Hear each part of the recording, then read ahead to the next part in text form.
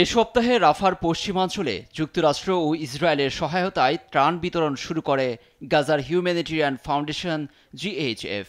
এ ত্রাণ নিতে গিয়ে যেন আরেক যুদ্ধে গাজাবাসী। এ নিয়ে দুদিন ত্রাণ বিতরণ কেন্দ্রে ইসরায়েলি সেনাদের বিরুদ্ধে গুলি ছোড়ার অভিযোগ উঠেছে মোটা দাগে, যেখানে প্রাণ হারিয়েছেন শতাধিক ফিলিস্তিনি। এ বাস্তবতায় বুধবার সহায়তা বন্ধ রাখার ঘোষণা দিয়েছে মার্কিন সমর্থিত গাজা হিউম্যানিটেরিয়ান ফাউন্ডেশন। ত্রাণ বিতরণের বাইরে বেসামরিক নিরাপত্তা ও উপযুক্ত পরিবেশ তৈরিতে ইসরায়েলকে অনুরোধ জানিয়েছে তারা। ত্রাণ নিতে আসা ২৭ ফিলিস্তিনি গুলিতে নিহতের পরপরই এসেছে এমন ঘোষণা। ত্রাণ বিতরণ কেন্দ্রের আশপাশের প্রবেশপথগুলো বুধবার যুদ্ধক্ষেত্র ঘোষণা করেছে আইডিএফ। কেন্দ্রগুলোয় প্রবেশমুখী সড়ক জনগণের জন্য নিষিদ্ধ থাকবে। এদিকে হামাসের দাবি, ইসরায়েলি সেনারা কেন্দ্রের কাছে ট্যাঙ্ক, ড্রোন নিয়ে সরাসরি গুলি চালিয়েছে।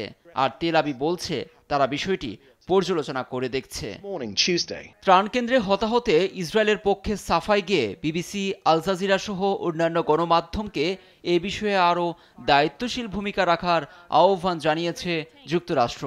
স্থানীয় সময় মঙ্গলবার হোয়াইট হাউসে নিয়মিত সংবাদ সম্মেলনে এমন মন্তব্য করেন প্রেস সেক্রেটারি ক্যারোলিন লেভিট।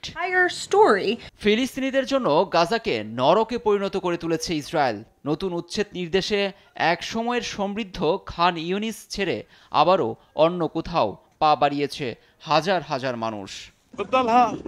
সত্যি বলতে গাজা উপত্যকায় 1 ইঞ্চি জায়গায়ও নিরাপদ নয়। কিছু জায়গায় হামলা কম হয়, যেটিকে ইসরায়েল নিরাপদ অঞ্চল বলে, কিন্তু বাস্তবে তা নয়।